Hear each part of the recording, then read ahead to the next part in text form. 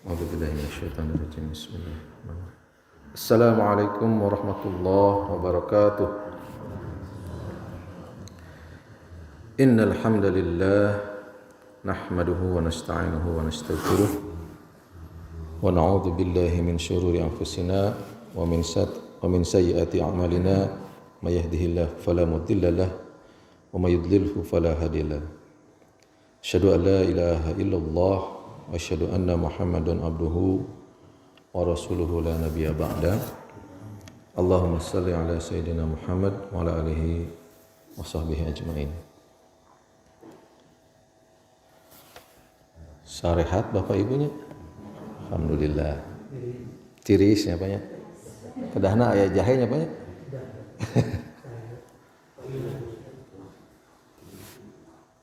Alhamdulillah, walaupun di tengah hujan yang gemerincik di pagi hari ini, kita masih diberi kesempatan oleh Allah Subhanahu wa taala untuk sama-sama melaksanakan sholat subuh berjamaah yang merupakan salah satu ibadah yang nilainya melebihi bumi dan segala isinya.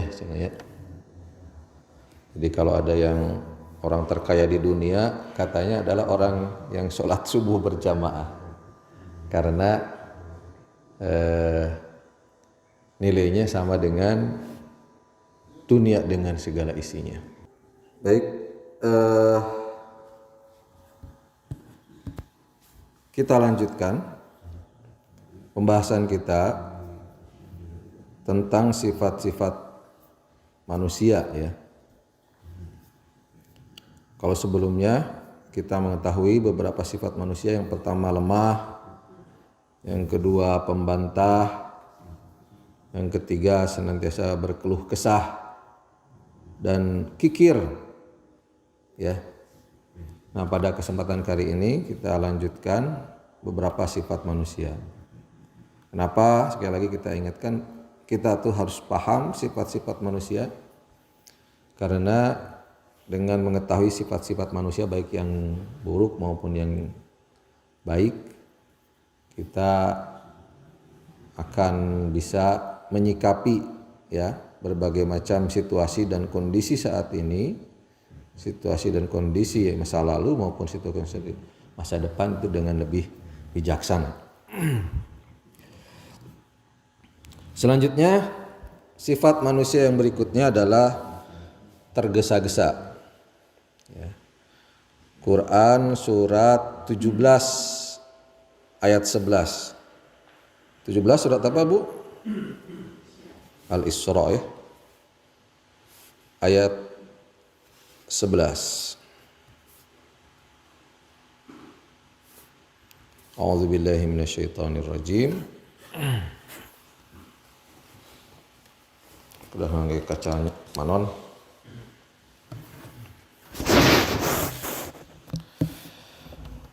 A'udzubillahi minasyaitonirrajim. Wa yad'ul insanu bisyarri du'aahu bil khair. Wa kanal insanu ajula. Bersifat ajula. Ajula itu tergesa-gesa. Jadi memang salah satu sifat manusia yang buruk adalah dia selalu pingin cepat ya, tapi tanpa pertimbangan. Jadi kadang-kadang ya kita ini memiliki sifat menginginkan sesuatu itu secara lebih instan ya. Ini namakannya segala rupi instan ya. Padahal kalau yang instan itu ya biasanya juga pasti ada dampaknya atau efek sampingnya ya. Seperti ya mohon maaf ya, mie instan gitu kan. Kalau saya pernah lihat YouTube itu ya, yang orang yang diet Dewi Huges ya, mungkin ada yang tahu. Dewi Huges itu tadinya badannya besar, sekarang jadi langsing luar biasa. Nah, salah satu rahasianya, tipsnya ya, ini buat ibu-ibu, ya buat bapak-bapak juga. Karena sekarang itu katanya jauh lebih banyak orang itu meninggal karena obesitas ataupun kelebihan gizi ya dibandingkan gizi buruk. Ya. Ada lebih 3 juta orang setiap tahun meninggal karena masalah gizi buruk. Bukan gizi buruk, kelebihan gizi sekarang itu masalah. Ya, penyakit-penyakit karena ya stroke, jantung, diabetes gitu. Penyakit-penyakit degeneratif yang disebabkan karena pola makan yang buruk, bukan gizi buruk tapi pola makan yang buruk. Nah, salah satunya adalah menurut si Dewi Huges itu, karena sekarang itu manusia itu banyak makanan yang over pengolahan gitu ya, over processing ya. Udah kan kayak coba, mohon maaf ya, mie instan itu kan prosesnya dari mulai ditumbuk ya, si gandum itu kemudian jadi tepung kemudian ya diolah di mixer mungkin segala macam, kemudian dikeringkan ya sampai kering, kemudian disimpan bertahun-tahun lamanya. Nah, makanan-makanan seperti itu biasanya jelek ya, ada efek sampingnya. Memang cepat ya dan enak gitu. Bahkan di Amerika ya, Indomie itu dijual per bungkus itu bisa ratusan ribu. Ya, orang yang Amerika pun senang Indomie, Pak. Bukan hanya kita saja gitu. Ya. Jadi ada orang mahasiswa di Amerika itu jualan Indomie. Bawa Indomie dari sini jual di Amerika itu sangat laku karena rasanya itu digemari gitu. Ya. Ya kalau buat mahasiswa di Indonesia mah sangat ini ya. Makanan, makanya kalau bantuan segala macam Indomie gitu. Nah, itu kalau menurut si Dewi Huges ini yang bagus itu makanan itu ya justru yang langsung dari alam. Ya. Yang sayuran, buah-buahan mentah gitu ya. Itu dimakan ya. Cuman ya gitu. Kalau buat sebagian orang agak susah ya, rasanya mungkin nggak terlalu enak. Kemudian contohnya lagi manusia bersifat tergesa-gesa. Ya kayak misalnya kita lah, rata-rata manusia itu pengennya kenikmatan tuh di awal ya. Padahal yang bagus itu kenikmatan itu di akhir. Ya istilahnya bahasa peribahasanya bersakit-sakit dahulu, bersenang-senang kemudian. Ya. Kalau kita mah kan pengen bersenang-senang kemudian, bersenang-senang terus. Padahal sunnatullahnya ya no pain no gain ya. Ya, no pain no gain. Artinya kalau kita pengen gain, pengen keuntungan, pengen sesuatu yang baik, kita itu harus pain dulu, harus merasa susah dulu. Ya. Ya, Pak Profesor itu untuk menjadi level profesor itu kan nggak gampang gitu ya. Harus kuliah lagi sampai berapa puluh tahun gitu ya. Kemudian bikin jurnal ya. Pengabdian masyarakat lah, segala macam gitu. Nggak gampang. Untuk jadi pengusaha yang sukses itu juga perlu ya perjuangan, nggak instan ya. Kalau yang instan gitu ya biasanya juga ketika ada masalah biasanya cepat loyo dia. Ya, kita banyak contoh lah. Perusahaan-perusahaan yang istilahnya easy come, easy go. Cepat banget atau too good to be true ya istilahnya. Terlalu baik untuk nyata gitu. banyak seperti itu. Ya termasuk dalam kita juga ke sehari-hari ya. Kalau untuk beberapa barang kita pengennya menikmati dulu ya, kemudian dicicil. Nah, ini juga ada salah satu sifat manusia yang tergesa-gesa. Ya. Dan kadang melebihi kemampuannya. Ya, kalau dalam ilmu mengelola keuangan keluarga ya, financial planning itu seperti itu. Manusia kadang-kadang pengennya nikmatnya di depan, susahnya di belakang. Padahal sunatullahnya harusnya ya bersusah-susah dulu. Samalah kayak kita mau dapat surga ya, kalau contoh yang paling ultimate-nya, yang paling tingginya adalah kalau kita pengen surga ya ada biayanya. Ya. Jadi setiap kenikmatan itu pasti ada biayanya, ada price-nya. Kalau kita mau sukses itu ada price-nya juga, ada harganya. Kalau kita pengen sukses, kita harus bekerja keras, kita harus hidup hemat, kita harus tidak gengsian gitu. Itu price. Jadi price itu tidak selalu bernilai moneter, tapi juga bisa bernilai psikologis. Ya. Nah, apalagi kita pengen dapat surga, ada price-nya. Naon price-nya teh, Pak? Ya. Oh, dalam Quran mah Allah telah membeli jiwa, harta dan jiwa ya, Pak. Sesungguhnya Allah telah membeli harta dan jiwa manusia, harta dan jiwa orang-orang mukmin itu dengan surga. Jadi price-nya, harga untuk memperoleh surga adalah kita harus mempersembahkan harta dan jiwa kita untuk Allah. Gitu. Itu harganya. Ya. Jadi kalau kita pengen dapat surga, nyawayana punya harta diupayakan setinggi-tingginya untuk di jalan Allah. Ya.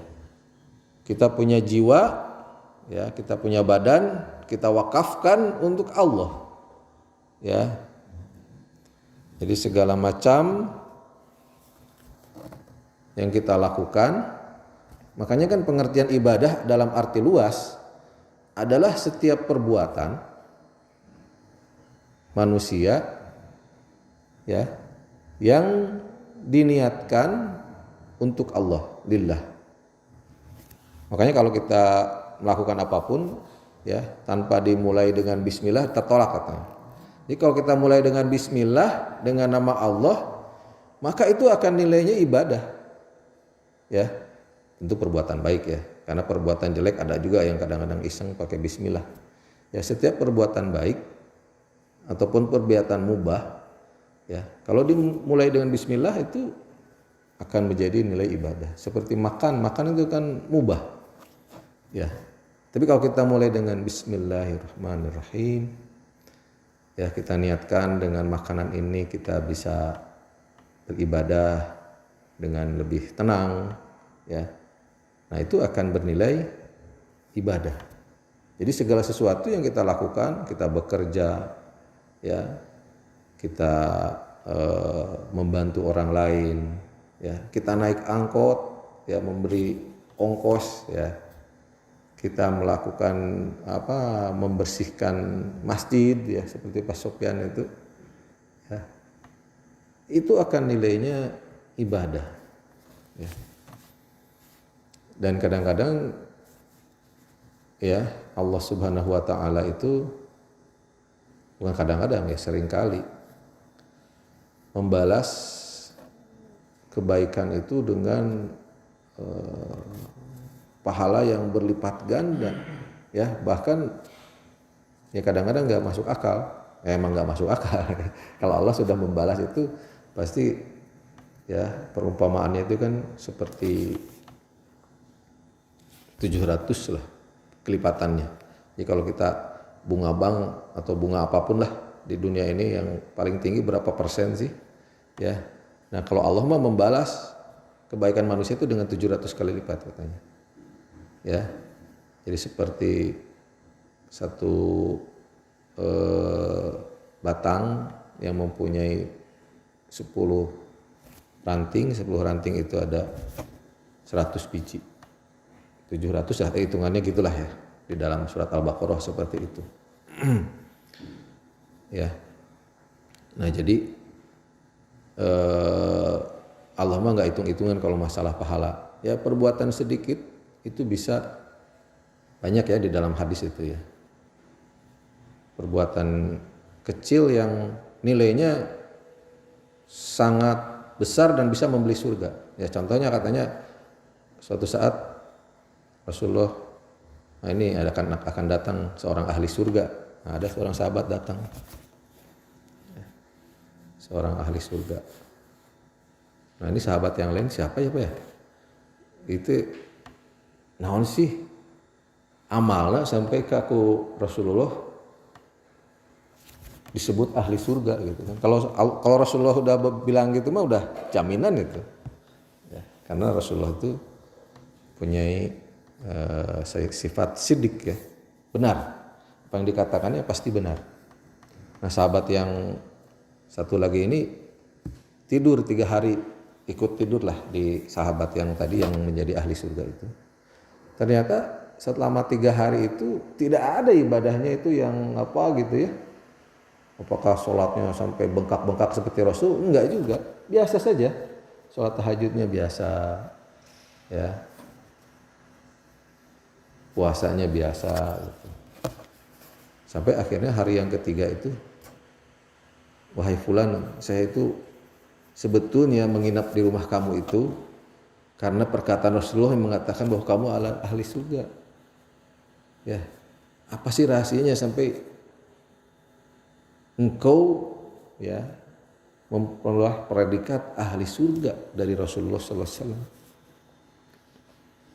Maka jawaban sahabat tadi, ya sebetulnya satu saja saya sih, menurut saya ya katanya ya, saya tidak pernah berburuk sangka kepada muslim yang lain.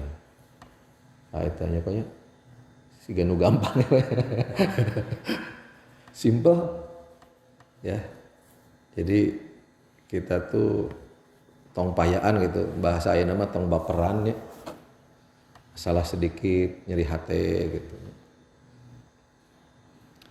Ya, dan jadi manusia mah namanya juga, apalagi kita dalam berinteraksi ya, sehingga sendok jeung garpuh gitu di dalam satu piring, pasti aya paket rokna ya di masjid gitu ya, aya we gitu ya. Tapi harusnya kita itu enggak baperan, harus berbaik sangka seperti tadi sahabat Rasulullah ya, itu justru yang mengantarkannya ke surga. Enggak gampang, enggak memang ya. Kita punya hati yang bening, hati yang tulus, tidak ada prasangka ya kepada orang lain. Nah itu ya. Jadi kembali lagi manusia itu bersifat tergesa-gesa. Kemudian berikutnya, sifat berikutnya adalah manusia itu bersifat zolim, bodoh, dan keras hati. Namanya Quran surat 33. 33 itu surat apa Bu? Al-Ahzab ayat 72. A'udzu billahi minasyaitonir rajim. Inna 'aradnal amanata 'alal samawati wal ard wal jibal fa abaina ayyahmilnaha wa asfaqna minha wa hamalahal insanu innahu kana zaluman jahula. Sesungguhnya kami telah menawarkan amanat kepada langit, bumi, dan gunung-gunung, tetapi semuanya enggan untuk memikul amanat itu, dan mereka khawatir tidak akan melaksanakannya karena terlalu berat. Lalu dipikullah amanat itu oleh manusia. Sungguh manusia itu amat zalim dan sangat bodoh. Ya. Jadi Allah Subhanahu wa taala itu, ya ini sebenarnya kiasan ya, menawarkan amanat ya kepada semua makhluknya. Itu semua menolak karena berat. Amanat menjadi khalifatullah fil ard. Ya. Nah, manusia ini berani memikul amanat tersebut, dan pada kenyataannya manusia itu amat zolim. Zolim itu artinya apa ya? Zolim itu kebalikan dari adil ya. Jadi zolim itu tidak adil ya. Tidak menempatkan sesuatu itu pada tempatnya. Ya. Nah, zolim itu salah satu sifat manusia yang buruk. Kerusakan di dunia ini seperti yang disampaikan oleh Pak Profesor ya minggu kemarin, itu bukti nyata betapa manusia itu sangat zolim. Dikaruniai alam yang makmur, ya, dikaruniai kelebihan akal, itu digunakannya untuk menindas makhluk lain. Ya. Coba betapa banyak ya makhluk hidup yang sudah punah gara-gara siapa? Manusia. Coba. Ya. Spesies yang hilang di dunia ini lebih banyak karena ulah manusia, Pak, dibandingkan karena bencana alam, ya, dibandingkan karena penyakit. Jauh lebih banyak ya kerusakan itu disebabkan oleh perbuatan manusia. Termasuk perubahan iklim saat ini ya. Itu kan menghancurkan bisa-bisa ribuan spesies, Pak. Ya, terumbu karang itu, Pak ya, Pak Profesor ya. Lebih banyak sama manusia ya bencana alam deh. Menurut Pak Profesor kemarin mesti lepat abdi. Ya. Jadi ya kayak gempa bumi, banjir, tanah longsor. Mungkin kalau di persentase lebih dari 90% karena ulah manusia gitu. Bahkan kalau manusia nggak bisa menahan diri ya, dunia ini sudah kiamat harusnya. Ketika bom nuklir diturunkan di Hiroshima ya, dan Nagasaki, ya, dengan disebut nage the fat boy ya, hanya 2 nuklir diturunkan, berapa korbannya? 200.000 jiwa manusia meninggal, Bapak Ibu. Hampir sama dengan tsunami. Ya, tsunami itu kemarin 250.000.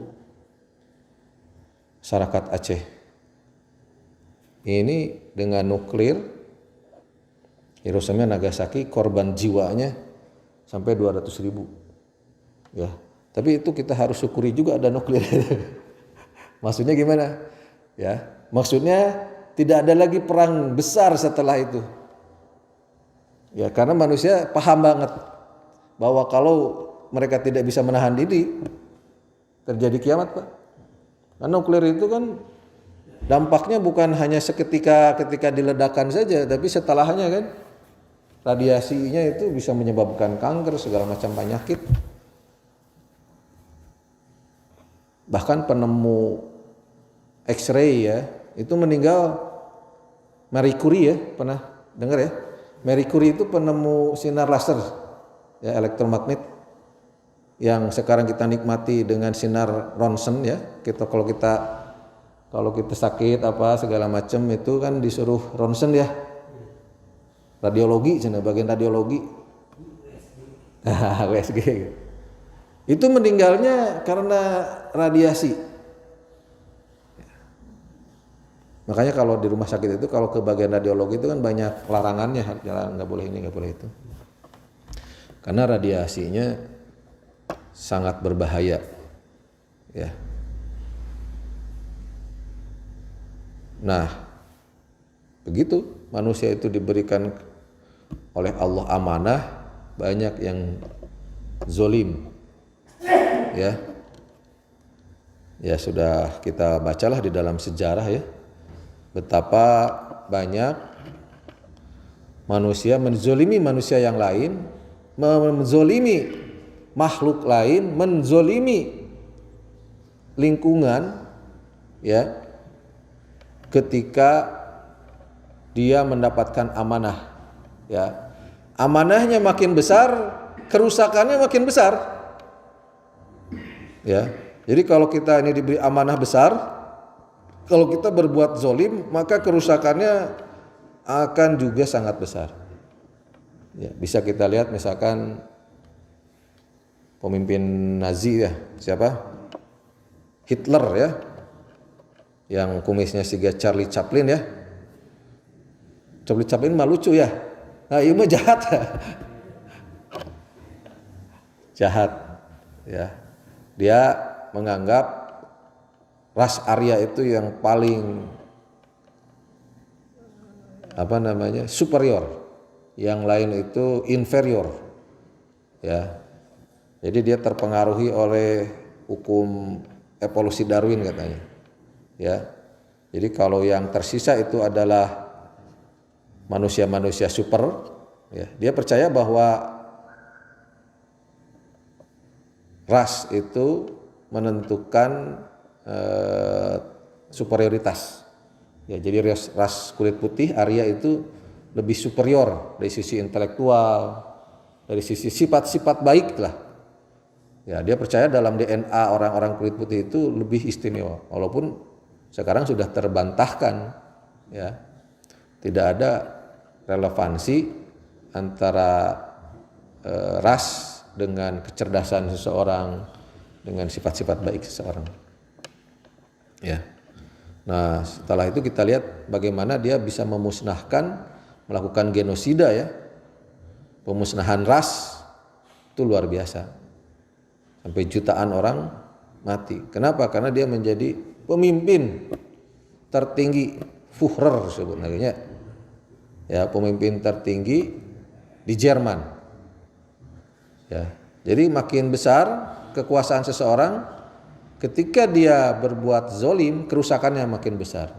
Tapi sebaliknya, makin besar kekuasaan seseorang, ketika dia berbuat adil, maka makin besar juga kebaikan yang diberikan. Seperti Rasulullah Sallallahu Alaihi Wasallam, ketika dia menjadi pemimpin masyarakat, berbuat adil, ya kita bisa nikmati sampai sekarang.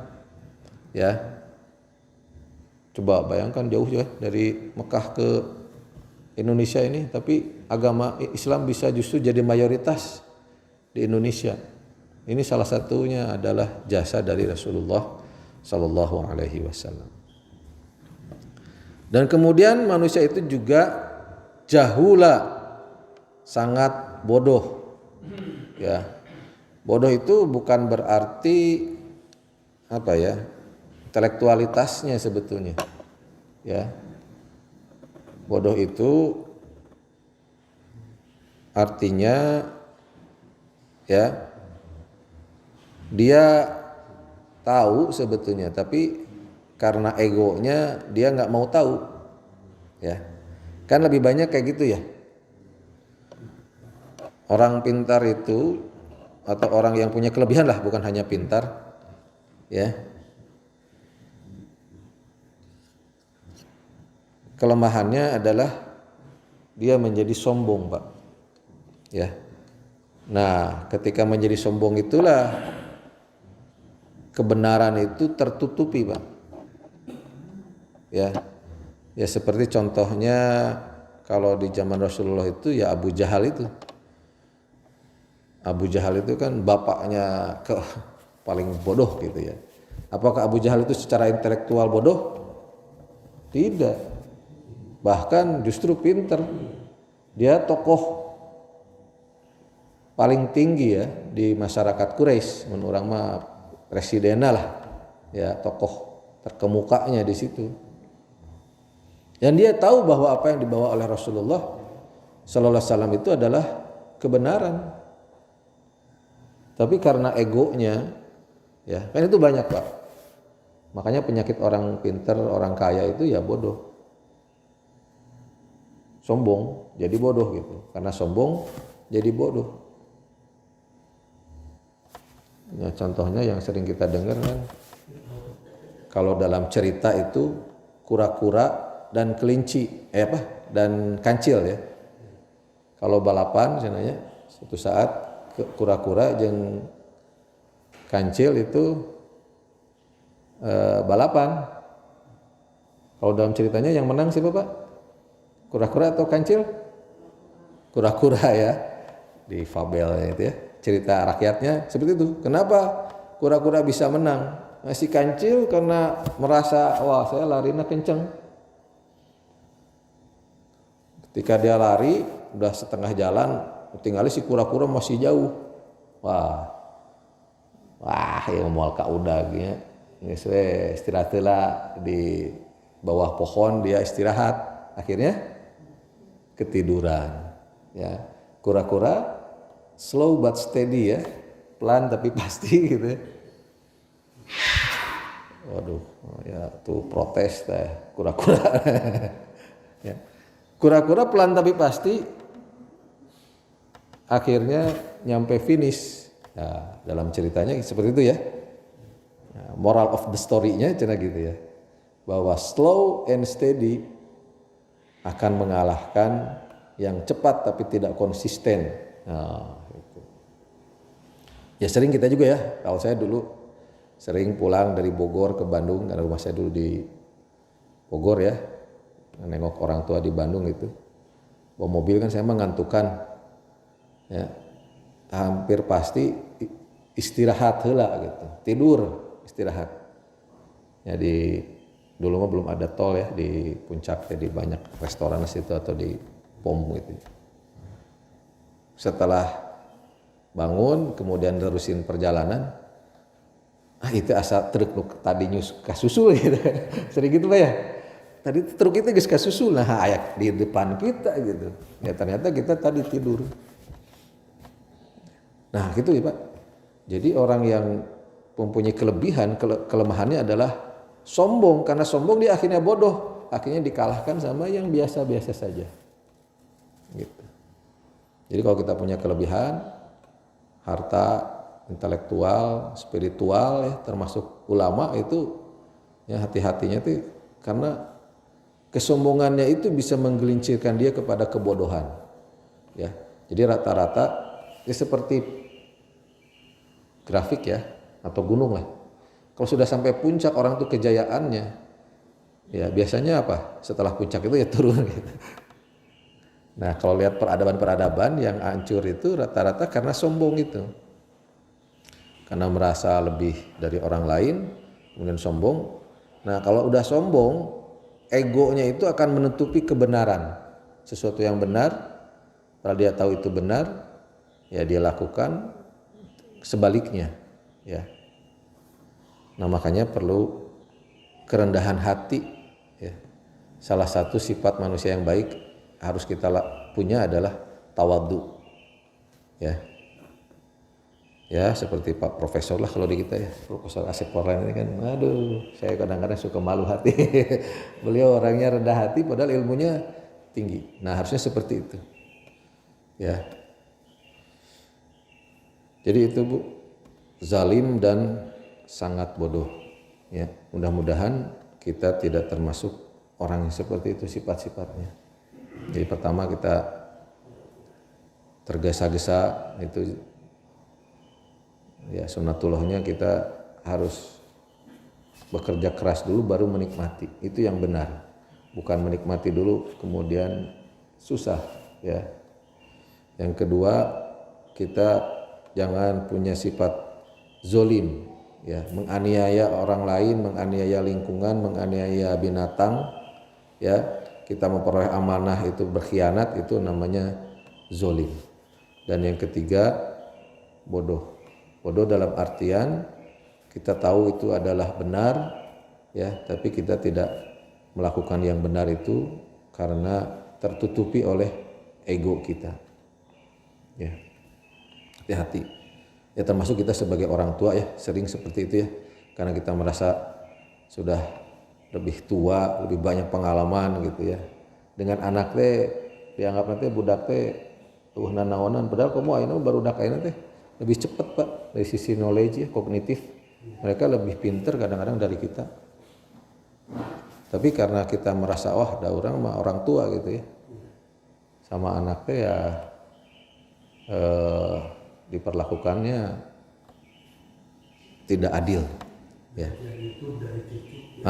Belajar itu dari cucunya ya Pak Sofyan ya, kadang-kadang ya seperti itu karena kita punya kelebihan, punya kuasa, itu jadi bersifat bodoh.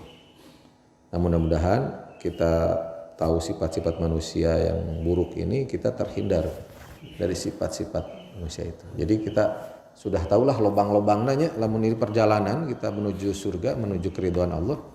Kita sudah tahu nih lubang-lubang mana yang harus kita hindari. Ya, yang pada hari ini kita pelajari tadi, kita tidak boleh tergesa-gesa, tidak boleh zolim, dan tidak boleh bodoh. Sehingga insya Allah kita menyampai kepada apa yang kita tuju di dunia ini adalah keridhaannya. Itu mungkin yang bisa disampaikan. Mohon maaf kalau banyak kesalahannya. Yang benar itu dari Allah, yang salah itu tentu dari diri saya pribadi. Untuk itu saya mohon maaf dan kepada Allah saya mohon ampun. Kita tutup dengan doa kafaratul majlis. Subhanaka Allahumma wa bihamdika asyhadu alla ilaha illa anta astaghfiruka wa atubu ilaih. Billahi taufiq wal hidayah. Assalamualaikum warahmatullahi wabarakatuh.